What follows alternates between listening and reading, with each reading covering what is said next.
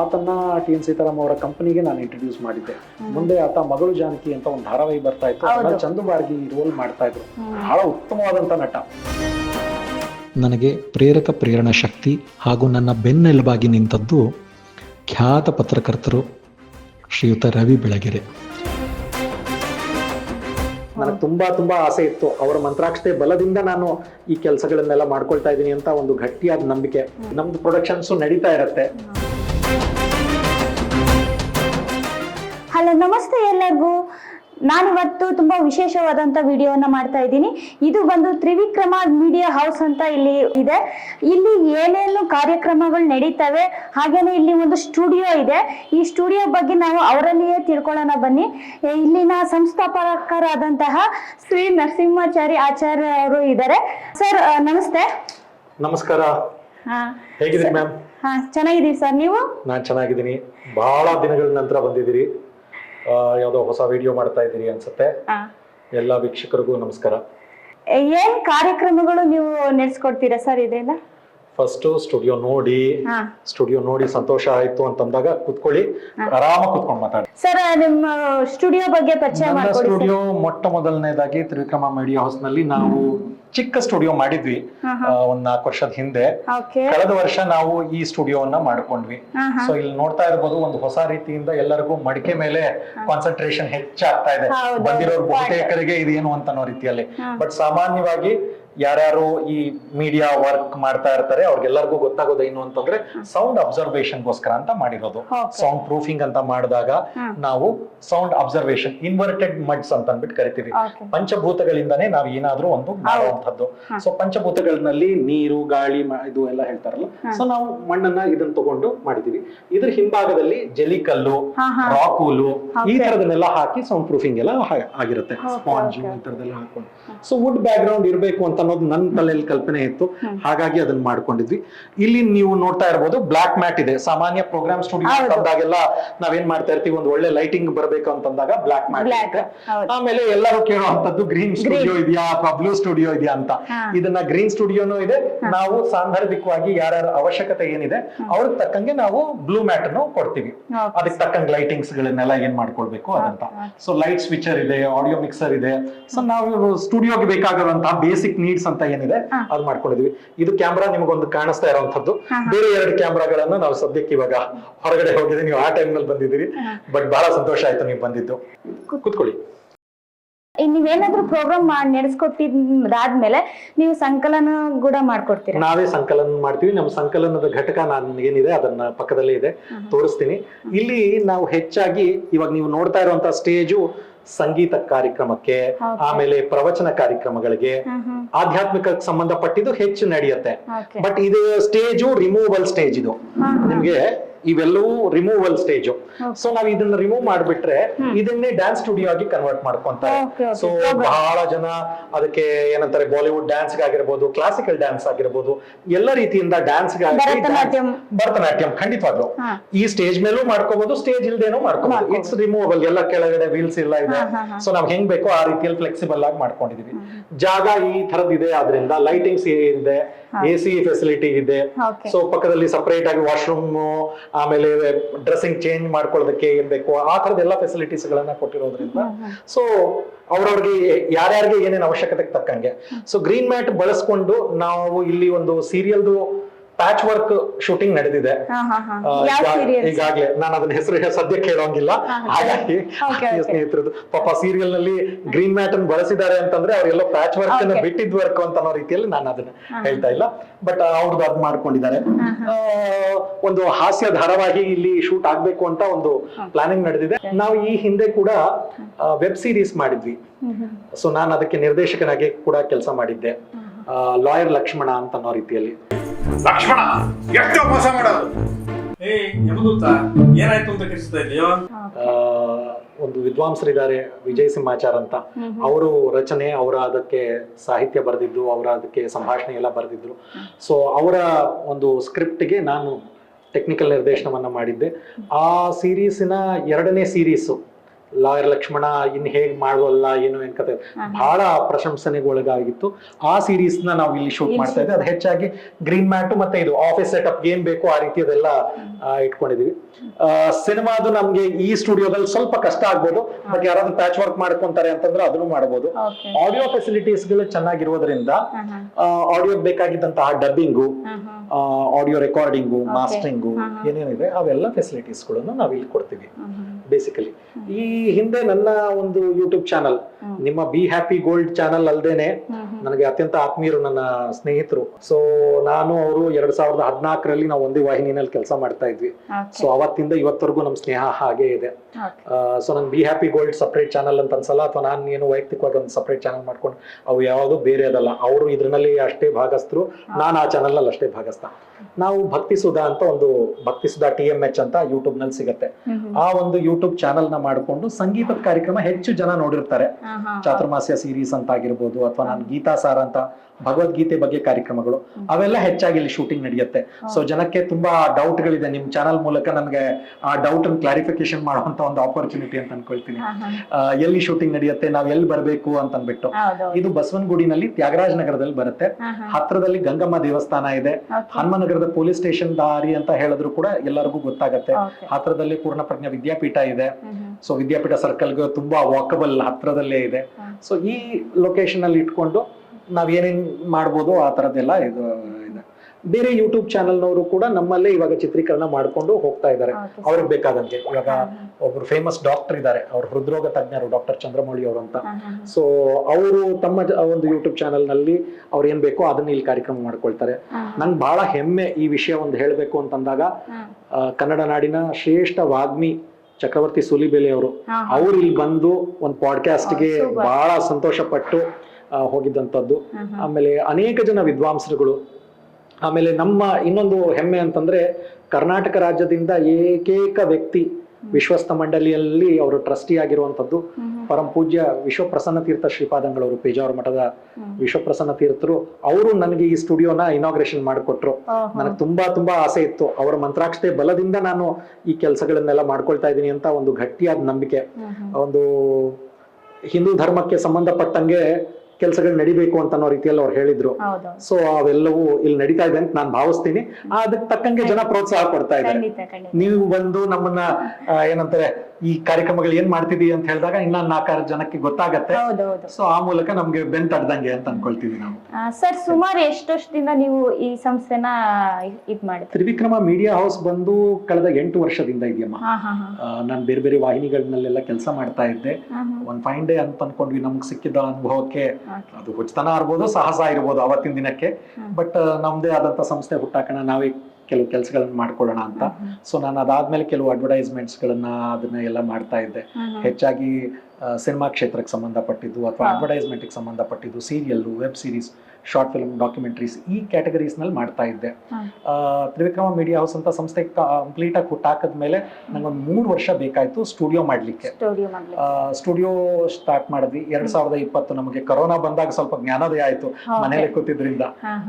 ಅದಕ್ಕೆ ತಕ್ಕಂಗೆ ಸಮಾಜ ನನ್ನನ್ನು ಒಪ್ಪಿ ಕೆಲವು ಕಾರ್ಯಕ್ರಮಗಳಿಗೆ ಸಮಾಜ ಒಪ್ಪಿ ಏನ್ ಕೆಲಸ ಕೊಡ್ತು, ಆ ಇದ್ರಲ್ಲಿ ಮಾಡಿದ್ವಿ.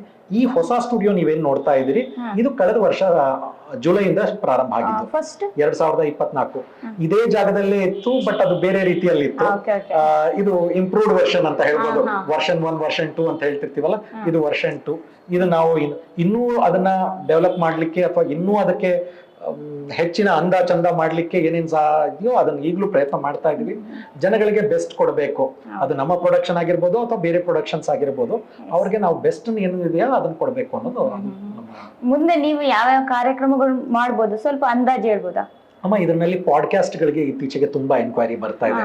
ಬಹಳ ಒಂದು ಖುಷಿ ವಿಚಾರ ಏನು ಅಂತಂದ್ರೆ, ನಾವು ಮುಂಚೆ ಎಲ್ಲ ಬರೀ ಇಂಟರ್ವ್ಯೂ ಅಂತ ಹೇಳ್ತಾ ಇದ್ವಿ. ಇವಾಗ ಆ ಇಂಟರ್ವ್ಯೂಗೆ ಹೊಸ ಹೆಸರನ್ನು ಕೊಟ್ಬಿಟ್ಟಿದ್ದಾರೆ, ಪಾಡ್ಕಾಸ್ಟ್ ಗಳು. ಸೊ ಪಾಡ್ಕಾಸ್ಟ್ ಗೆ ನೀವು ಸಾಮಾನ್ಯ ಬೇಕಾಗುವಂತದ್ದು ಒಂದು ಬ್ಯಾಕ್ ಗ್ರೌಂಡ್ ಬೇಕಾಗತ್ತೆ. ಸೊ ಬ್ಲಾಕ್ ಬ್ಯಾಕ್ ಗ್ರೌಂಡ್ ತುಂಬಾ ಜನ ಪ್ರಿಫರ್ ಮಾಡ್ತಾರೆ. ಅವ್ರು ಅದರಲ್ಲಿ ಏನೇನೋ ಇನ್ಸರ್ಟ್ ಗಳನ್ನ ಎಲ್ಲ ಹಾಕೊಳ್ತಾ ಇರ್ತಾರೆ. ಸೊ ಬ್ಲಾಕ್ ಬ್ಯಾಕ್ ಗ್ರೌಂಡ್ ಇದೆ. ಕೆಲವರು ಯಾರಾದ್ರೂ ಇಲ್ಲ ನಮ್ಗೆ ಗ್ರೀನ್ ಮ್ಯಾಟೇ ಬೇಕು, ಸರಿ ಗ್ರೀನ್ ಮ್ಯಾಟು. ಅವ್ರಿಗೆ ಬ್ಲೂ ಮ್ಯಾಟೇ ಬೇಕು, ನಮ್ಗೆ ಲೈಟಿಂಗ್ ಆ ತರ ಇದೆ ಅಂತ, ಸರಿ ಬ್ಲೂ ಮ್ಯಾಟು. ನನಗೆ ನನಗೆ ಇದನ್ನ ನೀವು ನೋಡ್ತಾ ಇರಬಹುದು, ಇದು ವುಡ್ ಟೆಕ್ಸ್ಚರ್ ನಲ್ಲಿ ಇರುವಂತದ್ದು, ಈ ಸೈಡು ಆ ಸೈಡು ಇರೋದು ವುಡ್ ಟೆಕ್ಸ್ಚರ್.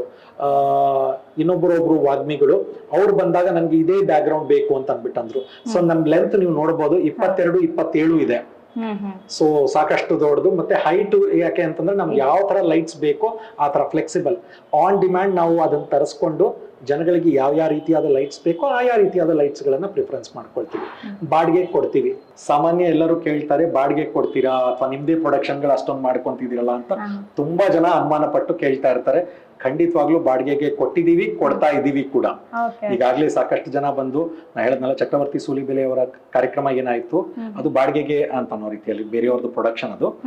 ಬಟ್ ಅವ್ರು ಬಂದು ಬಹಳ ಮೆಚ್ಚುಗೆ ವ್ಯಕ್ತಪಡಿಸಿದ್ರು, ಜಾಗ ತುಂಬಾ ಚೆನ್ನಾಗಿದೆ ಕಣೋ, ನನಗ್ ಬೇಕಾಗಿದ್ದೆ ಎಲ್ಲಾ ಫೆಸಿಲಿಟೀಸ್ ಇದೆ ಅಂತ ಅನ್ನೋ ರೀತಿಯಲ್ಲಿ ಹೇಳಿದ್ದು. ಸೊ ಇನ್ನ ಹೆಚ್ಚಾಗಿ ಏನ್ ಹೇಳಿ, ನಮ್ದು ಪ್ರೊಡಕ್ಷನ್ಸ್ ನಡೀತಾ ಇರತ್ತೆ, ಅದ್ರದ್ದು ಮಧ್ಯದಲ್ಲಿ ಬೇರೆಯವ್ರು. ಅಂದ್ರೆ ಇದೇ ಫೀಲ್ಡ್ ಗೆ ಬರ್ಬೇಕಾದ್ರೆ ನಿಮ್ಗೆ ಯಾವ ರೀತಿ ನಿಮ್ಗೆ ಇಂಟ್ರೆಸ್ಟ್ ಯಾವ ರೀತಿ ಬಂತು ಅಂತ? ಬಹಳ ವಿಚಿತ್ರ ಕ್ವಶನ್ ಕೇಳ್ಬಿಟ್ರಿ. ನಾನು ಸ್ಕೂಲ್ ನಲ್ಲಿ ಇರ್ಬೇಕಾದ್ರೆ ನಾಟಕಗಳು ಮಾಡ್ತಾ ಇದ್ವಿ. ಆ ನಾಟಕಗಳು ಮಾಡ್ತಾ ಇರ್ಬೇಕಾದ್ರೆ ಚಪ್ಪಾಳೆ ತಟ್ಟಿ ಇವನು ಏನೋ ಮಾಡ್ತಾನೆ ಈ ತರದೆಲ್ಲ ಹೇಳ್ತಕ್ ಸ್ಟಾರ್ಟ್ ಮಾಡಿದ ತಕ್ಷಣ ನಮ್ಗೆ ಆ ಚಪ್ಪಾಳೆದು ಗುಂಗು ಮತ್ ಬೇಕು. ಯಾರಾದ್ರೂ ಅಪ್ರಿಸಿಯೇಷನ್ ಮಾಡಿದ್ರೆ ಎಲ್ಲರಿಗೂ ಬೇಕು ಅಂತ ಅನ್ಸತ್ತೆ. ಓ ಇದೇ ಫೀಲ್ಡ್ ಅಂದ್ರೆ ನಾನು ಓದ್ನಲ್ಲಿ ಎಷ್ಟು ಚೆನ್ನಾಗಿದ್ದೆ ಅಥವಾ ಇನ್ನೊಂದು ಮತ್ತೊಂದು ಏನು ಮ್ಯಾಟರ್ ಆಗ್ಲಿಲ್ಲ. ಒಂದ್ ಪಾತ್ರ ಮಾಡಿದ ತಕ್ಷಣ ಜನಕ್ಕೆ ಇಷ್ಟೊಂದೆಲ್ಲ ರೆಸ್ಪಾನ್ಸ್ ಬರುತ್ತೆ ಅಂತಂದ್ರೆ ನಾವ್ ಇಂಥದ್ದೇ ರಂಗದಲ್ಲಿ ಇರ್ಬೇಕು ಅಂತ. ಸ್ಟಾರ್ಟಿಂಗ್ ಸ್ವಲ್ಪ ಆಕ್ಟಿಂಗೇ ಮಾಡ್ತಾ ಇದ್ದಿದ್ವಿ, ಅದ್ರ ಬಿಟ್ಟು ಬೇರೆದೇನ್ ಬರ್ತಾ ಇರ್ಲಿಲ್ಲ. ಒಂದ್ ಫೈನ್ ಡೇ ನಾನ್ ಬರವಣಿಗೆ ಮಾಡ್ಬೋದು ಅಂತ ಅನ್ನೋ ರೀತಿಯಲ್ಲಿ ನನ್ನ ತಾಯಿ ಗುರುತಿಸಿದ್ರು ನನಗೆ. ಸೊ ಅದಾದ್ಮೇಲೆ ನಾನು ನಾಡಿನ ಶ್ರೇಷ್ಠ ನಿರ್ದೇಶಕರು, ನಮ್ಗೆಲ್ಲ ಬಹಳ ಫೇವ್ರೇಟ್ TN ಸೀತಾರಾಮ್ ಸರ್, ನನ್ನ ಗುರುಗಳು, ಅವರ ಗರಡಿಯಲ್ಲಿ ನನಗೆ ಮೊದಲನೇದಾಗಿ ಅವಕಾಶ ಸಿಕ್ತು. ಅದಕ್ಕಿಂತ ಮುಂಚೆ ನಾನು ಬರೆದಿದ್ದೆ, ಬಟ್ ಆ ಬರೆದಿದ್ದನ್ನ ನಾನು ಈ ಸಂದರ್ಭದಲ್ಲಿ ಹೇಳಲಿಕ್ಕೆ ಇಷ್ಟಪಡಲ್ಲ. TN ಸೀತಾರಾಮ್ ಸರ್ ಅವರು ನನಗೆ ಅವಕಾಶ ಕೊಟ್ಟರು ಸಹಾಯಕ ನಿರ್ದೇಶಕನಾಗಿ. ಮುಕ್ತಾ ಧಾರಾವಾಹಿ ಎಲ್ಲರೂ ಬಹಳ ಇಷ್ಟಪಟ್ಟಂತ ಮುಕ್ತಾ ಧಾರಾವಾಹಿಯಲ್ಲಿ ನನಗೆ ಕೊಟ್ರು. ಆ ಗರಡಿಯಲ್ಲೇ ನನಗೆ ಸಹ ನಿರ್ದೇಶನ ಅನ್ನೋ ರೀತಿಯಲ್ಲಿ ಕೊಟ್ರು. ನಾನು ಈ ಸಂದರ್ಭದಲ್ಲಿ ಇನ್ನೊಬ್ಬ ವ್ಯಕ್ತಿನ ನೆನಪಿಸ್ಕೋಬೇಕು, ರಘು ಸಮರ್ಥ್ ಅಂತ. ಇವತ್ತು ಟ್ರೇಡಿಂಗ್ ನಲ್ಲಿ ಇದ್ದಾರೆ. ಅವರು ಒಂದು ಸಿನಿಮಾ ನಿರ್ದೇಶನ ಮಾಡಿ ಎಲ್ಲ ಇದು ಮಾಡಿದ್ದಾರೆ. ಅವತ್ತಿನ ಅವರು ಸಹ ನಿರ್ದೇಶಕರಾಗಿದ್ರು. ಅವರು ನನಗೆ ಸೀನ್ ಬರೆಯಕ್ಕೆ ಕೊಟ್ರು, ಒಂದ್ ಸೀನ್ ಬರೆಯೋ ನೀನು ಪರವಾಗಿಲ್ಲ ಅಂತ ಅನ್ನೋ ರೀತಿಯಲ್ಲಿ. ನಾನು ಫಸ್ಟ್ ಡೈರೆಕ್ಟ್ ಮಾಡಿದ್ದು ಸೀನು ಜೈ ಜಗದೀಶ್ ಅವ್ರದ್ದು. ನಮ್ಮ ಫೇವ್ರೆಟ್ ಜೈ ಜಗದೀಶ್ ಸರ್ ಅಂತ ಯಾವಾಗ್ಲೂ ಹೇಳ್ತಾ ಇರ್ತೀನಿ. ಅವ್ರದನ್ನ ಡೈರೆಕ್ಟ್ ಮಾಡುವಂತದ್ದು ತುಂಬಾ ಒಳ್ಳೆ ಅನುಭವ. ಅದಾದ್ಮೇಲೆ MN ಜಯಂತ್ ಸರ್ ಅಂತ, ಅವರು ಸಾಗಮ್ನ ಸುಪ್ನಾತಿ ಸುದ್ದಿ ಅಂತ ಧಾರಾವಾಹಿಗಳು ಮಾಡ್ತಾ ಇದ್ರು. ಸೊ ಅದನ್ನ ಬರೆಯೋದು. ಆಮೇಲೆ ನನ್ನೊಂಥರ ಟೈಪ್ ಕಾಸ್ಟ್ ಆಗೋಯ್ತು. ನಾನು ಬರೆದ್ರೆ ಕಾಮಿಡಿನೇ ಬರಿತೀನಿ, ಮಾತಾಡಿದ್ರೆ ಕಾಮಿಡಿ ಮಾಡ್ತೀನಿ ಅಂತಲ್ಲ. ಸೊ ಸುಮಾರು ಕಾಮಿಡಿ ಸೀನ್ಸ್ ನಾನು ಅದನ್ನ ಇಲ್ಲಿ ಹೇಳ್ತಾ ಹೋದ್ರೆ ತುಂಬಾ ಇದಾಗೋಗುತ್ತೆ. ಕಾಮಿಡಿ ಬರಿತಾನೆ, ಇವನ್ ಕಾಮಿಡಿ ಮಾಡಬಲ್ಲ ಅನ್ನೋ ರೀತಿಯಲ್ಲಿ ಸ್ವಲ್ಪ ಅಲ್ಲಿ ಇಲ್ಲಿ ಎಲ್ಲ ಕೆಲಸಗಳನ್ನೆಲ್ಲ ಮಾಡ್ಕೊಂಡ್ ಬಂದು ವಾಹಿನಿಗಳನ್ನಲ್ಲಿ ಕೆಲವು ಕೆಲಸ ಮಾಡ್ಕೊಂಡು ಸಿನಿಮಾ ರಿವ್ಯೂಗಳು ಕೊಡ್ತಾ ಇದ್ದೆ. ಸೊ ಫಸ್ಟ್ ಡೇ ನಮ್ಗೆ ಅದರಿಂದ ಆಗ್ತಾ ಇದ್ದ ಲಾಭ ಎಂತ ಅಂದ್ರೆ ವಾಹಿನಿಗಳಲ್ಲಿ ನೀವೇನ್ ಯಾವ ರೀತಿ ಕೆಲಸ ಮಾಡ್ತೀರಾ? ನಾನು 2 ವಾಹಿನಿಗಳ ಬಗ್ಗೆ ನಾನು ಈ ಸಂದರ್ಭದಲ್ಲಿ ಹೇಳಿ, ಜನಶ್ರೀ ವಾಹಿನಿ ಅಂತ ಇತ್ತು. ನಾನು ರಿಸರ್ಚ್ ವಿಭಾಗದಲ್ಲಿ ನಾನು ಕೆಲಸ ಮಾಡ್ತಾ ಇದ್ದೆ. ಎಲ್ಲಾ ಕಾರ್ಯಕ್ರಮಗಳು ಏನ್ ಹೋಗ್ತಾ ಇದೆ ಅದನ್ನ ನಾನು ನೋಡಿ ಅದಕ್ಕೊಂದು ಸಹಿ ಹಾಕೊಡೋದೇ ನನ್ನ ಕೆಲಸ. ಸೊ ಇದು ಕರೆಕ್ಟ್ ಆಗಿ ಹೋಗಿದೆ, ಮುಂದೆ ಲೀಗಲ್ ಪ್ರಾಬ್ಲಮ್ ಬರದೇ ಇರಲಿ, ಪ್ರೋಗ್ರಾಮ್ಸ್ ಡಿವಿಷನ್ ನಲ್ಲಿ ಪರ್ಟಿಕ್ಯುಲರ್ಲಿ ನಾನು ಅದಲ್ಲದೆ ನಾನೇ ಖುದ್ದು ಕಾರ್ಯಕ್ರಮಗಳನ್ನ ಕಾನ್ಸೆಪ್ಟ್ ಅನ್ನ ಅನ್ಕೊಂಡು ನಾನೇ ಪ್ರೊಡ್ಯೂಸ್ ಮಾಡ್ತಾ ಇದ್ದೆ. ಸೊ ಅದಾದ ನಂತರ ಒಂದು ಪರಿಮಳ TV ಅಂತ ಮಾಡಿದ್ವಿ. ಯಾಕೋ ಕಾರಣಾಂತರಗಳಿಂದ ಅದು ಜನಗಳು ನೋಡೋ ಸ್ಥಿತಿಗೆ ಬರ್ಲಿಲ್ಲ. ಕೆಲಸ ತುಂಬಾ ನಡೆದಿತ್ತು, ಬಟ್ ಆಗ್ಲಿಲ್ಲ. ನಾನು ತದನಂತರ ವೆಂಕಟೇಶ್ವರ ಭಕ್ತಿ ಚಾನಲ್ಗೆ ಹೋದೆ, SVBC TDಯ ಮಾತರ ಭಕ್ತಿ ಚಾನಲ್. ಅಲ್ಲಿ ತುಂಬಾ ಒಳ್ಳೆ ಆಪರ್ಚುನಿಟಿ ಸಿಕ್ತು ನನಗೆ. ಕಾರಣಾಂತರ ಅಂದ್ರೆ ಎಲ್ಲರಿಗೂ ಗ್ರೋತ್ ಬೇಕಾಗಿರುತ್ತೆ. ನಾನು ಏನೋ ನನ್ನದೇ ಆದಂತ ಒಂದು ಸಾಹಸ ಅಂತ ಅನ್ಕೊಂಡು ಇವತ್ತಿಗೂ ನನಗೆ ಆ ವಾಹಿನಿನವರು ನನಗೆ ಎಲ್ಲ ರೀತಿಯಿಂದ ಸಹಕಾರವನ್ನ ಕೊಟ್ಟಿದ್ದಾರೆ. ಅಂಡ್ SVBCಗೆ ಹೆಚ್ಚಾಗಿ ಅಲ್ಲಿ ಬ್ರಹ್ಮೋತ್ಸವ, ಇನ್ನೊಂದು ಮತ್ತೊಂದು ಮ್ಯೂಸಿಕಲ್ ಕಾರ್ಯಕ್ರಮಗಳು ಅವೆಲ್ಲ ಮಾಡ್ತಾ ಇದ್ದಿದ್ರಿಂದ ನನಗನ್ಸ್ತು ನಾನು ಇದನ್ನ ಸ್ವಂತವಾಗಿ ಮಾಡಬಲ್ಲೆ ಅಂತ. ಸೊ ಆ ಕಾನ್ಸೆಪ್ಟ್ ಅನ್ನ ಒಂದು ಇನ್ಸ್ಪಿರೇಷನ್, ಭಗವಂತನ ಒಂದು ಕೃಪಾಶೀರ್ವಾದ ತಗೊಂಡೆ ನಾವು ಇದನ್ನ ಚಿಕ್ಕದಾಗಿ ಶುರು ಮಾಡ್ಕೊಂಡಿದ್ವಿ. ಸೊ ನೀವು ಇದನ್ನ ಸ್ಥಾಪನೆ ಮಾಡ್ತೀನಿ ಅಂತ ಅಂದಾಗ ನಿಮ್ಮ ಪೇರೆಂಟ್ಸ್ ಸ್ವಲ್ಪ ಪ್ರೋತ್ಸಾಹ ಕೊಟ್ರ? ನನಗೆ ನಾನು ಡಿಪ್ಲೊಮಾ ಇನ್ ಫಿಲ್ಮ್ ಮೇಕಿಂಗ್ ಮಾಡಿದ್ದು. ನಾನು KFTTC ಅಂತ ಒಂದು ಸಂಸ್ಥೆ ಇತ್ತು, ಅದರಲ್ಲಿ ನಾನು ಡಿಪ್ಲೊಮಾ ಮಾಡಿದೆ. ಡಿಪ್ಲೊಮಾ ಇನ್ ಫಿಲ್ಮ್ ಮೇಕಿಂಗ್ ಮಾಡಿದೆ. ಇವತ್ತು ನನಗೆ ಒಂದು ಖುಷಿ, ಹೆಮ್ಮೆ ಏನು ಅಂತಂದ್ರೆ ಅದೇ ಡಿಪಾರ್ಟ್ಮೆಂಟ್ ನಲ್ಲಿ ಅದೇ ವರ್ಷದಲ್ಲಿ ನಾಡಿನ ಹೆಸರಾಂತ ನಿರ್ದೇಶಕ, ನಾಡೇನೋ ಜಗತ್ತೇ ಮೆಚ್ಚುವಂತ ನಿರ್ದೇಶಕ ರಿಷಬ್ ಶೆಟ್ಟಿ ಅವರು ಅದೇ ಇದ್ರಲ್ಲಿ ಓದಿದ್ರು ಅನ್ನೋದು ನನ್ಗೆ ಹೆಮ್ಮೆ. ನಾವು ಅಲ್ಲೇ ಓದಿದ್ದು. ಸೊ ನನ್ಗೆ ಅಲ್ಲಿ ಒಳ್ಳೆ ಮಾರ್ಕ್ಸ್ ಬಂತು. ಅದು ಮಾಡೋ ಟೈಮ್ನಲ್ಲಿ ನನ್ನ ತಂದೆ ತಾಯಿಗೆ ನಾನು ಕ್ಲಾರಿಟಿಯಿಂದ ಹೇಳಿದ್ದೆ, ನಾನು ಬೇರೆ ಏನು ಮಾಡಲ್ಲ, ನನಗೆ ಈ ತರ ಕತೆ ಹೇಳಬೇಕು ಅಂತ ಇದೆ, ಸಿನಿಮಾ ನಿರ್ದೇಶಕನಾಗಿ ಇರಬೇಕು ಅಂತ ರೀತಿಯಲ್ಲಿ. ಸೊ ಸಿನಿಮಾ, ಸೀರಿಯಲ್ಲು ಆ ಥರದ್ದೆಲ್ಲ ಏನೇನು ವಿಭಾಗಗಳಿದೆ ಅದನ್ನೆಲ್ಲ ಕೆಲಸ ಮಾಡಿದ ನಂತರ ಸ್ವಂತವಾಗಿ ಮಾಡಬೇಕು ಅಂತ ಅನಿಸ್ತು. 2018ರಿಂದ ಅಂತೂ ನಾನು ವೈಯಕ್ತಿಕವಾಗಿ ನಾನು ಸ್ಟಾರ್ಟ್ ಮಾಡಬೇಕು ಅಂತ ಅನ್ಕೊಂಡಿದ್ದೆ. ಅದು ಮಾಡಿದೆ. ಖುಷಿ ಇದೆ, ಸದ್ಯಕ್ಕೆ ಸಮಾಧಾನ ಇದೆ, ಸಾಕು. ಸರ್, ಮತ್ತೆ ಈ ಸ್ಟುಡಿಯೋನ ನೀವು ರೆಂಟ್ ಕೊಡ್ತೀವಿ ಅಂತ ಹೇಳಿದ್ರೆ ಹೌದಮ್ಮ. ಪರ್ ಡೇ ಅಂತ ಅಂದ್ರೆ ಪರ್ ಡೇ ಇಲ್ಲ ಅಂದ್ರೆ ಹವರ್ ಲೆಕ್ಕ ಕೊಡ್ತೀರಾ? ಯಾವ ರೀತಿ ಕೊಡ್ತೀರಾ? ಇದು ಖಂಡಿತವಾಗ್ಲೂ ಗಂಟೆಗಳ ಲೆಕ್ಕದಲ್ಲೇ ಕೊಡ್ತೀವಿ. ಬಟ್ ಇದಕ್ಕೆ ನಿರ್ದಿಷ್ಟವಾಗಿ ರೇಟ್ ಅಂತ ಯಾಕೆ ಫಿಕ್ಸ್ ಮಾಡಿಲ್ಲ ಅಂತಂದ್ರೆ, ಹೆಚ್ಚಾಗಿ ಆತ್ಮೀಯರೇ ಬಂದಿರ್ತಾರೆ, ನನಗೆ ಫೀಲ್ಡ್ ನಲ್ಲಿ ಗೊತ್ತಿರೋರೇ ಹೆಚ್ಚಾಗಿ ಬಂದು ಹೋಗಿದ್ದಾರೆ. ಎಲ್ಲರಿಗೂ ಅದೇ ರೇಟ್ ಅಂತ ಅನ್ನೋ ರೀತಿಯಲ್ಲಿ ಮಾಡ್ಲಿಕ್ಕೆ ಆಗಲ್ಲ. ಮುಖ ನೋಡಿ ಮಣೆ ಹಾಕ್ತೀಯಾ ಅಂತ ಅಂದ್ಬಿಟ್ಟು ಹೇಳ್ಬೋದು ನನ್ನನ್ನ. ಖಂಡಿತವಾಗ್ಲೂ ಹೌದು. ಯಾಕಂದ್ರೆ ನನ್ಗೆ ಯಾವ ರೀತಿಯಾದ ಲಾಂಗ್ ಲಾಸ್ಟಿಂಗ್ ರಿಲೇಶನ್ಶಿಪ್ ಕೊಡ್ತಾರೆ. ನನಗೆ ತಿಂಗಳಲ್ಲಿ 4 ದಿನ ಬಂದು ಕೆಲಸ ಮಾಡ್ಕೊಟ್ಟು ಹೋಗೋವರೆಗೂ, ತಿಂಗಳಲ್ಲಿ 20 ದಿನ ಕೆಲಸ ಕೊಡೋವರೆಗೂ ನಾನು ಒಂದೇ ರೀತಿಯಾಗಿ ರೇಟ್ ಹಾಕಕ್ಕಾಗಲ್ಲ. ಸೊ ಆ ರೀತಿಯಲ್ಲಿದೆ. ನಾನು ಅತ್ಯಂತ ಕಡಿಮೆ ಅಂತ ಹೇಳಿದ್ರೆ ಗಂಟೆಗೆ 500 ರೂಪಾಯಿ ಕೊಟ್ಟಿರೋದು ಇದೆ, ಗಂಟೆಗೆ 2000 ರೂಪಾಯಿ ಕೊಟ್ಟಿರೋದು ಇದೆ. ಯಾರು ಏನು ಕ್ಲೈಂಟ್ ಗಳನ್ನ ಬೇಸ್ ನೋಡ್ಕೊಂಡು ಆ ತರದ್ ಮಾಡ್ತೀವಿ. ಆಮೇಲೆ ಎಷ್ಟು ತಾಸು ತಗೊಳ್ತಾರೆ ಅನ್ನೋ ರೀತಿಯಲ್ಲಿ ನಮ್ಗೆ ಎಲ್ಲರಿಗೂ ಅಪೇಕ್ಷೆ ಏನಿರುತ್ತೆ, ಮಿನಿಮಮ್ 4 ಅವರ್ಸ್ ತಗೊಳ್ಳಿ ಅನ್ನೋ ರೀತಿಯಲ್ಲಿ. ತೀರಾ ಬಟ್ ಪ್ಯಾಚ್ ವರ್ಕ್ ಇದೆ ನಮ್ದು, ಒಂದು ಯಾರ್ದು ಒಂದು ಎಮರ್ಜೆನ್ಸಿ ಶೂಟ್ ಇದೆ, ಹಾಫ್ ಅನ್ ಅವರ್ ನಲ್ಲಿ ಕೆಲಸ ಮುಗಿದೋಗುತ್ತೆ, ಅದಕ್ಕೂ ಕೊಟ್ಟಿದೀವಿ. ಅದಕ್ಕೆ ತಕ್ಕಂತ ರೇಟ್ಸ್ ನ ಚಾರ್ಜ್ ಮಾಡ್ತೀವಿ. ಇದಕ್ಕೆ ನಿರ್ದಿಷ್ಟತೆ ಅಂತ ಏನು ಇಟ್ಟಿಲ್ಲ, ಬಟ್ ಖಂಡಿತವಾಗ್ಲೂ ಮಾಡ್ಬೋದು. ಇದು ಪರ್ಟಿಕ್ಯುಲರ್ ಆಗಿ ಯಾವ ಪ್ಲೇಸ್ ಅಲ್ಲಿ ಬರುತ್ತೆ ಅಂತ ಲೊಕೇಶನ್ ಏನಾದ್ರೂ ಹೇಳ್ತೀರಾ? ಅಮ್ಮ, ತ್ರಿವಿಕ್ರಮ ಮೀಡಿಯಾ ಹೌಸ್ ಅಂತ ಯಾರಾದ್ರೂ ಗೂಗಲ್ ನಲ್ಲಿ ಸರ್ಚ್ ಮಾಡಿದ್ರೆ ಬಹಳ ಈಸಿಯಾಗಿ ನಮ್ ಲೊಕೇಶನ್ ಬರ್ಬೋದು. ಒಂದು ಎಕ್ಸಾಕ್ಟ್ ಅಡ್ರೆಸ್ ನ ಹೇಳ್ಬೇಕು ಅಂತಂದ್ರೆ, ಬಸವನಗುಡಿ, ನಮ್ಮ ಹೆಮ್ಮೆಯ ಬ್ಯಾಂಗ್ಳೂರ್ನಲ್ಲಿ ಸೌತ್ ಬ್ಯಾಂಗ್ಳೂರ್ ಬಸವನಗುಡಿ ಅಂತಂದ್ರೆ ಎಲ್ಲರಿಗೂ ಫೇಮಸ್. ಆ ಬಸವನಗುಡಿಯ ಹತ್ರದಲ್ಲೇ ಇದೀವಿ. ಪೂರ್ಣಪ್ರಜ್ಞಾ ವಿದ್ಯಾಪೀಠಕ್ಕೆ ಹತ್ರದಲ್ಲಿ ಇದೀವಿ. ಗಂಗಮ್ಮ ದೇವಸ್ಥಾನಕ್ಕೆ ಕಾಲ್ನಡಿಗೆ 2-3 ನಿಮಿಷದ ಒಳಗಾಗಿ ಬರ್ಬೋದು ನಾವು. ವಿದ್ಯಾಪೀಠ ಸರ್ಕಲ್ ಇದಿದೆ. ಹನುಮನಗರ ಪೊಲೀಸ್ ಸ್ಟೇಷನ್ಗೆ ಹತ್ರವಾಗಿದ್ದೀವಿ. ಸೊ ನಮ್ಗೆ ತುಂಬಾ ಫೆಸಿಲಿಟೀಸ್ ಹತ್ರದಲ್ಲಿ ಇದ್ದು, metro station, national college metro station ಇಂದ ತುಂಬಾ ಹತ್ರದಲ್ಲಿ ವಾಕಬಲ್ ಡಿಸ್ಟೆನ್ಸ್ ನಲ್ಲಿ ನಾವು ಬರ್ಬೋದು. ಬಸ್ ಫೆಸಿಲಿಟಿ ಇದೆ, ಕ್ಯಾಬು, ಆಟೋ, ಇನ್ನೊಂದು ಮತ್ತೊಂದು ಎಲ್ಲ ಬರುತ್ತೆ. ಪಾರ್ಕಿಂಗ್ ಇದೆ. ಸೊ ಒಂದ್ ಕಾರ್ಗೆ, ಒಂದಿಷ್ಟು 2 ವೀಲರ್ಸ್ಗಳಿಗೆ. ನಾನು ಇನ್ನೊಂದು ಇಂಟ್ರೆಸ್ಟಿಂಗ್ ವಿಷಯ ಕೇಳ್ಪಟ್ಟಿದ್ದು, ನೀವು ಹೇಳಿದ್ದು ನೀವು ಬರವಣಿಗೆಯಲ್ಲಿ ನಾವು ಬರಿತೀನಿ ಅಂತ ಹೇಳಿದ್ರೆ, ಸೊ ಅದ್ರಲ್ಲಿ ಬರವಣಿಗೆಯಲ್ಲಿ ಬರೀತಾ ಹಾಗೇನೆ ನೀವು ಆಕ್ಟ್ ಮಾಡ್ಬೇಕು ಅಂತ ಅನ್ನಿಸ್ತಾ? ಆಕ್ಟ್ ಮಾಡಿದೆ ನಾನು, ಆಕ್ಟ್ ಮಾಡ್ಲಿ ಇಲ್ಲ ಅಂತಲ್ಲ, ಆಕ್ಟ್ ಮಾಡಿದೆ. ಬಟ್ ನನಗೆ ಬಿಹೈಂಡ್ ದ ಕ್ಯಾಮ್ರಾ ನಂಗೆ ತುಂಬಾ ಇಷ್ಟ ಆಗ್ತಾ ಇತ್ತು. ಅಂದ್ರೆ ಇನ್ಯಾರಿಗೂ ಹೇಳ್ಬಿಟ್ಟು ನನ್ನ ಇನ್ಸ್ಟ್ರಕ್ಷನ್ಸ್ ಅಡಿಯಲ್ಲಿ ಯಾರೋ ಅಭಿನಯಿಸ್ತಾ ಇದ್ರೆ ಮಾಡ್ತಾ ಇದ್ದೆ ಅಂತ. ನಾನು ಎಷ್ಟು ಒಳ್ಳೆ ಆಕ್ಟರ್, ಏನ್ ಕತೆ ಅದನ್ನ ಜನ ಜಡ್ಜ್ ಮಾಡ್ಬೇಕು. ನಾನು ಅಭಿನಯ ಮಾಡ್ತಾ ಇದ್ದೆ. ನಾಟಕಗಳು ಸ್ವಲ್ಪ ಜಾಸ್ತಿ ಇಂಟ್ರೆಸ್ಟ್ ಇದ್ದಿದ್ದರಿಂದ ನಾಟಕಗಳು ಅಥವಾ ರಂಗಭೂಮಿ ಅಂತ ನಾವೇನ್ ಕರಿತೀವಿ ಅದನ್ನೆಲ್ಲ ಅಭಿನಯ ಜಾಸ್ತಿ ಆಯ್ತು.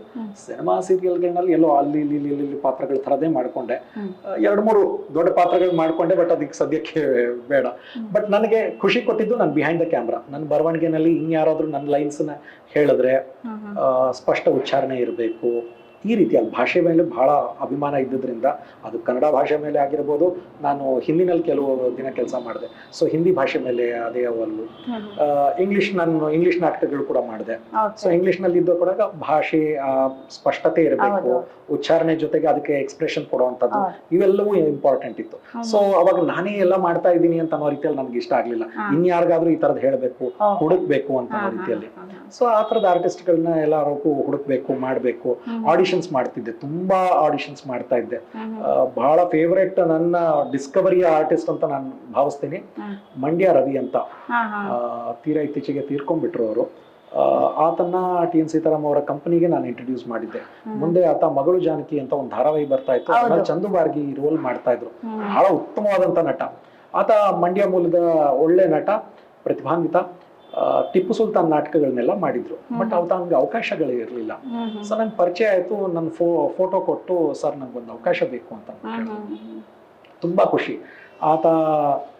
ಆತಂಗೊಂದು ಕಾಯಿಲೆ ಏನ್ ಬಂತು, ಆ ಕಾಯಿಲೆಕ್ಕಿಂತ ಬರೋಕ್ಕಿಂತ ಇಷ್ಟು ದಿನದ ಮುಂಚೆ ಕೂಡ ನನಗೆ ಫೋನ್ ಮಾಡಿ, ಸರ್ ನಿಮ್ಮನ್ನ ನೆನಪಿಸ್ಕೊಂತಾ ಇರ್ತೀನಿ, ನನ್ನ ಪಾತ್ರ ಹೇಗ್ ಬರ್ತಿದೆ, ಏನ್ ಕತೆ ಅಂತ ಅನ್ನೋ ರೀತಿಯಲ್ಲೆಲ್ಲ ಕೇಳ್ತಾ ಇದ್ರು. ವಿಧಿ ಲಿಖಿತ ಏನಿತ್ತೋ ಗೊತ್ತಿಲ್ಲ. ಆತ ತೀರಾ ಸಣ್ಣ ವಯಸ್ಸಿನಲ್ಲಿ ಹೋಗಿದ್ದು ನಂಗೆ ಬಹಳ ಬೇಸರ. ಬಟ್ ನನ್ಗೆ ಖುಷಿ ಇದೆ ಆ ಥರದ್ದೆಲ್ಲ ಆರ್ಟಿಸ್ಟ್ಗಳೆಲ್ಲ ನಮ್ಮ ಟೈಮ್ನಲ್ಲಿ ಬಂದರು, ನಾವೇನೋ ಇಂಟ್ರೊಡ್ಯೂಸ್ ಮಾಡಿದ್ವಿ ಅನ್ನೋದು ಒಂದು ಖುಷಿ ಖಂಡಿತವಾಗ್ಲಿ. ಸರ್, ನಿಮ್ಮ ಲೈಫಲ್ಲಿ ಇಂಪಾರ್ಟೆಂಟ್ ಆದ ಟರ್ನಿಂಗ್ ಪಾಯಿಂಟ್ ಅಂದ್ರೆ ಅಯೋಧ್ಯೆ ಬಗ್ಗೆ ನಾನು ಕೇಳ್ಪಟ್ಟೆ. ಸೊ ಅದ್ರ ಬಗ್ಗೆ ಹೇಳ್ಬೋದಾ ನೀವು? ನನ್ನ ಜೀವನದಲ್ಲಿ ಎಂದೆಂದೂ ಮರೆಯೋಕ್ಕಾಗದೇ ಇರುವಂಥ ಒಂದು ಘಟನೆ ಅಂತಂದ್ರೆ ಅದು ಇನ್ನೊಂದು ಘಟನೆ ಇದೆ, ಅದನ್ನು ಹೇಳ್ತೀನಿ ನಾನು. ಅಯೋಧ್ಯ ಬಗ್ಗೆ ಕೇಳಿದ್ರಿಂದ ನಾನು ಹೇಳ್ತೀನಿ. 2024 ನನ್ನ ಜೀವನದ ವಿಶೇಷ ವರ್ಷ ಅಂತಾನೆ ಹೇಳ್ತೀನಿ. ನನ್ನ ಈ ಸ್ಟುಡಿಯೋ ಬಂದಿದ್ದು 2024ರಲ್ಲಿ. ಬಟ್ ಅಯೋಧ್ಯ ಎಂದೂ ಮರೆಯೋಕ್ಕಾಗಲ್ಲ.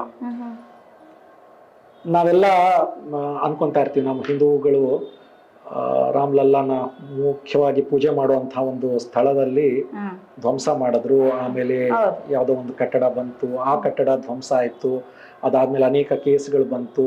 ಮತ್ತೆ ರಾಮ್ಲಲ್ಲಾದ ಪ್ರತಿಷ್ಠಾಪನೆ ಆಗತ್ತಾ, ರಾಮ ಮಂದಿರ ನಿರ್ಮಾಣ ಆಗತ್ತಾ, ಅದಕ್ಕೆ ಅನೇಕ ಜನದ ಬಲಿದಾನಗಳು ಎಲ್ಲ ಆಗಿ ಹೋರಾಟಗಳೆಲ್ಲ ನಡೆದಾಗ ನಮ್ಗೊಂದು ಅಚಾನಕ್ಕಾಗಿ ಒಂದು ಅವಕಾಶ ಸಿಗತ್ತೆ. ರಾಮ್ಲಲ್ಲಾ ಪ್ರತಿಷ್ಠಾಪನೆ ಟೈಮ್ನಲ್ಲಿ ನೀವು ಬರ್ಲಿಕ್ಕೆ ಸಾಧ್ಯ ಇದೆಯಾ ಅನ್ನೋ ರೀತಿಯಾದ ಎಲ್ಲೋ ಒಂದಿಷ್ಟು ಗುಲ್ಲು ಹೋಗ್ತಾ ಇರುತ್ತೆ.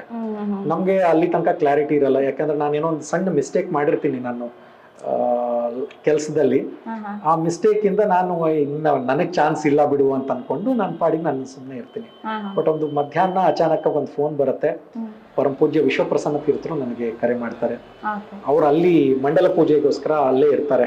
ಅವರು ಕರ್ನಾಟಕದಿಂದ ಆಯ್ಕೆ ಆಗಿರುವಂತ ಏಕೈಕ ವ್ಯಕ್ತಿ ವಿಶ್ವಸ್ತ ಮಂಡಲಿನಲ್ಲಿ. ಅಯೋಧ್ಯ ರಾಮ ಮಂದಿರದ ಟ್ರಸ್ಟ್ ಅಂತ ಏನಿದೆ, ಸೌತ್ ಇಂಡಿಯಾ ಇಂದ ಏಕೈಕ ವ್ಯಕ್ತಿ ವಿಶ್ವಪ್ರಸನ್ನ ತೀರ್ಥರು. ಅವರ ಗುರುಗಳ ತಪಸ್ಸೆ ಅಂತಾನೆ ಅವ್ರಿಗೆ ಬರುತ್ತೆ. ವಿಶ್ವೇಶ ತೀರ್ಥರು ಮಾಡಿದಂತ ಒಂದು ದೊಡ್ಡ ಕೆಲಸ ಅಂತಂದ್ರೆ ಆ ಜಡ್ಜ್ಮೆಂಟ್ ಅನ್ನು ನೋಡ್ತಾರೆ, ರಾಮ ಮಂದಿರ ಅಲ್ಲಿ ನಿರ್ಮಾಣ ಆಗತ್ತೆ ಅಂತ. 2019 ಡಿಸೆಂಬರ್ನಲ್ಲಿ ಅವರು ಬೃಂದಾವನಸ್ಥರಾಗ್ತಾರೆ. ಅದಾದ್ಮೇಲೆ 2024 ತನಕ ಆ ಕೆಲಸಗಳೇನು ನಡೆಯುತ್ತೆ. ಆ ಟೈಮ್ನಲ್ಲಿ ಪ್ರತಿಷ್ಠಾಪನಾ ಮಹೋತ್ಸವ ಟೈಮ್ನಲ್ಲಿ ಒಂದು ಕರೆ ಬರುತ್ತೆ, ನೀವು ಹೊರಡಬೇಕು, ರಾಮಲಲ್ಲಾ ನಿನ್ನ ಸೇವೆ ಎಕ್ಸ್ಪೆಕ್ಟ್ ಮಾಡ್ತಾ ಇದ್ದಾರೆ ಅಂತ.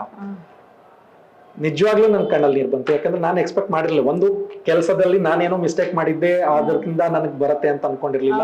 ಅಯೋಧ್ಯ ಎಷ್ಟೋ ವರ್ಷದ ಕನಸುಗಳು, ಎಷ್ಟೋ ಜನದ ಭಾವನೆಗಳಿಗೆ ಇದು. ಸೊ ಅಂತ ಜಾಗದಲ್ಲಿ ನಮ್ಮನ್ನ ಕರೆಸ್ಕೊಳ್ತಾ ಇದಾರ, ಇದು ನಿಜನಾ ಸುಳ್ಳ ಅಂತ ಅಷ್ಟು ಮಡದಲ್ಲಿದ್ದೆ.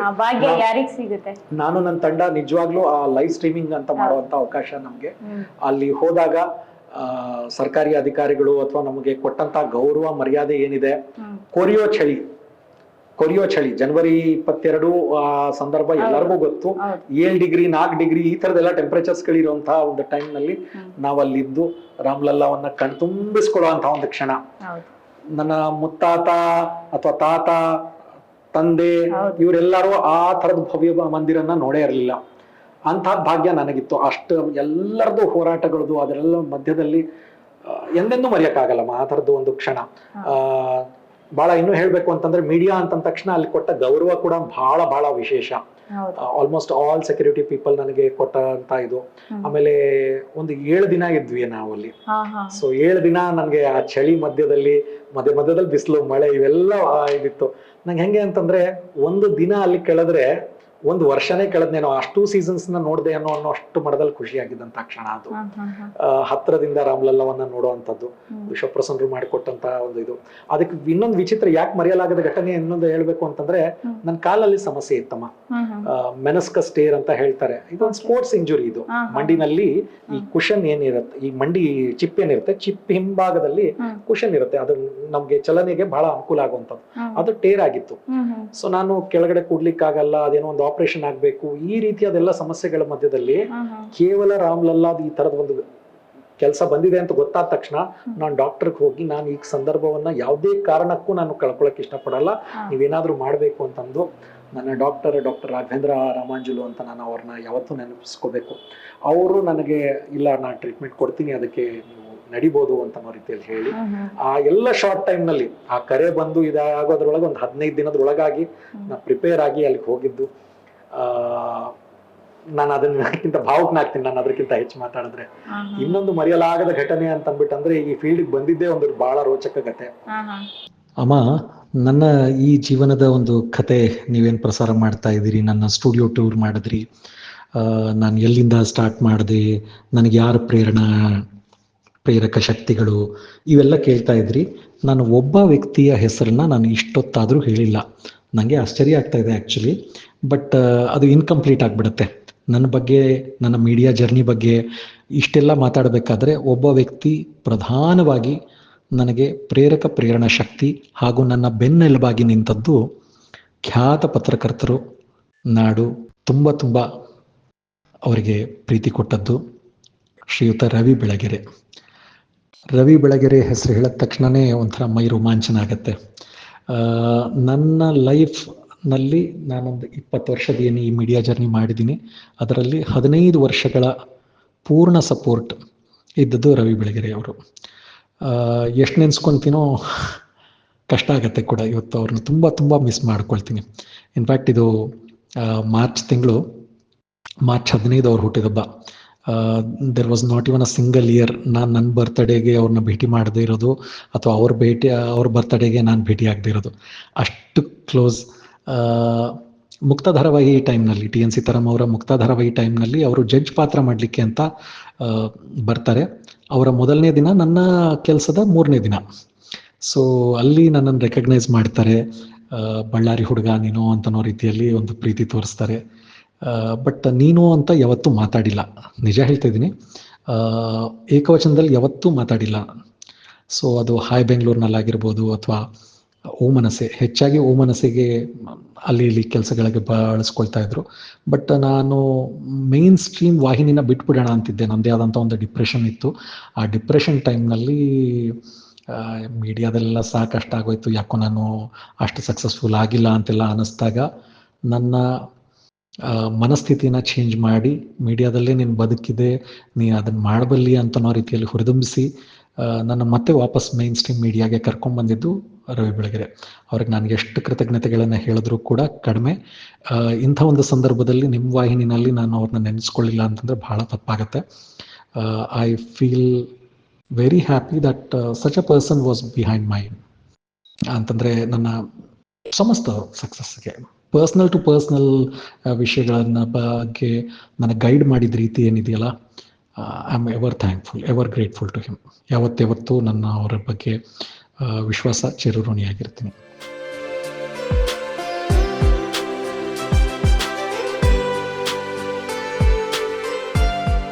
ಏನ್ ಮಾಡ್ತೀನಿ ಅಂತ ತಂದೆ ತಾಯಿ ಸಹಜವಾಗ ಕೇಳ್ತಾರೆ, ನನಗೆ ಸಿನಿಮಾ ಮಾಡಬೇಕು, ಕತೆ ಮಾಡಬೇಕು ಅಂತ. ನಾನು ಮನೆಯಿಂದ ಆಚೆಗೆ ಹಾಕ್ತಾರೆ, ಯಾಕಂದ್ರೆ ನಮ್ದೆಲ್ಲ ಪಂಡಿತರು ವಂಶ. ಯಾರು ಸಿನಿಮಾ ನೋಡಿದವ್ರು ಕೂಡ ಅಲ್ಲ. ಒಂದು ನನ್ನ ತಾತನ ತನಕ ಬಂದ್ರೆ, ನಮ್ಮ ತಾತ ಅವ್ರ ಕಾಲಘಟ್ಟದಲ್ಲಿ ಒಂದ್ ಯಾವ್ದೋ ಸಿನಿಮಾ ನೋಡಿದ್ರಂತೆ. ನನ್ನ ತಂದೆ ಒಂದಿಷ್ಟು ಸಿನಿಮಾ ನೋಡ್ತಿದ್ರು, ಅವ್ರು ಸರ್ಕಾರಿ ನೌಕರರಾಗಿದ್ರಿಂದ. ನಾನು ಅತಿ ಹೆಚ್ಚು ಸಿನಿಮಾಗಳು ನೋಡ್ತಾ ಇದ್ದೆ. ಇದು ಬಹಳ ರೋಚಕವಾಗಿದೆ ಈ ಪ್ರಪಂಚ, ನಾವು ಕತೆ ಹೇಳ್ಬೇಕು, ಆ ಥರದ್ದೆಲ್ಲ ನನಗನ್ಸ್ತಾ ಇತ್ತು. ಫೈನಲಿ ಮನೆಯಿಂದ ಆಚೆಗೆ ಹಾಕ್ತಾರೆ. ನಾವ್ ಇನ್ನೆಲ್ಲೋ ಬೇರೆಯವ್ರದೆಲ್ಲ ಕತೆ ಕೇಳಿದ್ವಲ್ಲ, ನಾವು ಪ್ಲಾಟ್ಫಾರ್ಮ್ ನಲ್ಲಿ ಮಲ್ಕೊಂಡ್ವಿ, ಆ ಥರದ್ದು ನಮ್ದು ಬದುಕು ಆ ಥರದ್ದು ಇರುತ್ತೆ ಅಂತೆಲ್ಲ ಊಹೆ. ಅದನ್ನು ಸಿನಿಮಾಟಿಕ್ ಆಗಿ ನಾನು ಯೋಚನೆ ಮಾಡಿದ್ದು. ಬಟ್ ನನ್ನ ತಂದೆ ಅರ್ಥ ಮಾಡ್ಕೊಂಡು ನನಗೆ ಆಯ್ತು, ನಿನಗೆ ಎಲ್ಲಿ ಓದ್ಬೇಕು ಅಂತಿದ್ಯಾ ಅದನ್ನ ಓದ್ಸೋಣ, ಡಿಪ್ಲೊಮಾ ಇನ್ ಫಿಲ್ಮ್ ಮೇಕಿಂಗ್ ಮಾಡ್ಸೋಣ ಅಂತ ತಮ್ಮ ಸ್ವಂತ ದುಡ್ಡು ಕೊಟ್ಟು ಅದನ್ನ ಅವತ್ತು ಇದು ಮಾಡಿದ್ರು. ನನಗೆ ಪಾಠ ಮಾಡಿದವರಲ್ಲಿ ಜೋ ಸೈಮನ್ ಅವರು ಇದ್ದಾರೆ, ಹಿರಿಯ ನಿರ್ದೇಶಕರು. ಹಿರಿಯ ನಟರಾದಂತಹ ಶಿವರಾಮಣ್ಣ ಅವರು, ಆಮೇಲೆ ಅನೇಕ ಜನ ನನಗೆ ಪಾಠ ಮಾಡಿ ಅದನ್ನ ತಿದ್ದಿ ಶಿವರಾಮಣ್ಣ ಅವರು ನನಗೆ ಸುಚಿತ್ರಾ ಫಿಲ್ಮ್ ಸೊಸೈಟಿನಲ್ಲಿ ಒಂದು ಮೆಂಬರ್ಶಿಪ್ ಕೊಡ್ಸಿದ್ರು. ಆಗಿನ ಕಾಲದಲ್ಲಿ ನನ್ನ ಬ್ಯಾಚ್ ನಲ್ಲಿ ಇನ್ ಯಾರಂದ್ರೆ ಯಾರಿಗೂ ಆ ಫೆಸಿಲಿಟಿ ಇರ್ಲಿಲ್ಲ. ಸೊ ಗುರುದತ್ ಸಿನಿಮಾಗಳನ್ನ ನೋಡೋದು, ಅಥವಾ ಸಿನಿಮಾದ ಹುಚ್ಚು ತುಂಬಾ ಜಾಸ್ತಿ. ಸಿನಿಮಾ ಮತ್ತು ಮ್ಯೂಸಿಕ್ ಈ ತರದ ಜಾನರ್, ಆ ತರದ ಜಾನರ್ ಎಲ್ಲ ನೋಡ್ಬೇಕು ಅನ್ನೋ ರೀತಿಯಲ್ಲಿ. ಸೊ ಆ ರಂಗಕ್ಕೆ ಬಂದಿದ್ದು. ಇವತ್ತು ಅದೇ ಫೀಲ್ಡ್ ನಲ್ಲಿ ಇನ್ನೂ ಇರ್ತೀಯಾ ಅಂತ ಅನ್ನೋ ರೀತಿಯಲ್ಲಿ, ನಿನ್ಗೆ ಕಷ್ಟ ಆಗತ್ತೆ, ನಿನಗೆ ಇದ್ ಮಾಡಕ್ಕಾಗಲ್ಲ, ಅದ್ ಮಾಡಕ್ಕಾಗಲ್ಲ, ಈ ತರದೆಲ್ಲ ಇತ್ತು. ಸುಮಾರು ಮಿತ್ಗಳ ಮಧ್ಯದಲ್ಲಿ ನಾನು ಇನ್ನೂ 20 ವರ್ಷ ಆಗೋಯ್ತು, ನಾನು ಈ ರಂಗಕ್ಕೆ ಬಂದೇ 20 ವರ್ಷ ಆಗೋಯ್ತು ಆಗಿದೆ ಅಂತಂದ್ರೆ. ಆಮೇಲೆ ನಿಮ್ಗಳ ಮುಂದೆ ನಾವು ಮತ್ತೆ ಕುತ್ಕೊಂಡು ಅದನ್ನೆಲ್ಲ ನೆನಪಿಸ್ಕೊಂತಾ ಇದೀನಿ ಅಂತಂದ್ರೆ ನಿಜವಾಗ್ಲೂ ಮರೆಯಲಾಗದಂತ ಘಟನೆಗಳು ಅನೇಕ. ತುಂಬಾ ವಿಷಯಗಳನ್ನ ನೀವು ತಿಳಿಸ್ಕೊಟ್ಟಿದ್ದೀರಾ ಸರ್. ತುಂಬ ಹೃದಯದ ಧನ್ಯವಾದಗಳು. ಧನ್ಯವಾದಮ್ಮ. ನಾನು ನಿಮ್ಮ ವಾಹಿನಿಗೆ, ನಿಮಗೆ ವೈಯಕ್ತಿಕವಾಗಿ ತುಂಬಾ ಹಳೆ ಮೆಮೊರೀಸ್ನೆಲ್ಲ ಅದಕ್ಕೆ ನಿಮ್ಮ ಮುಂದೆ ಪ್ರಸ್ತುತಪಡಿಸೋ ಹಂಗಾಯ್ತು. ಮತ್ತೊಮ್ಮೆ ಧನ್ಯವಾದಗಳು. Thank you so much.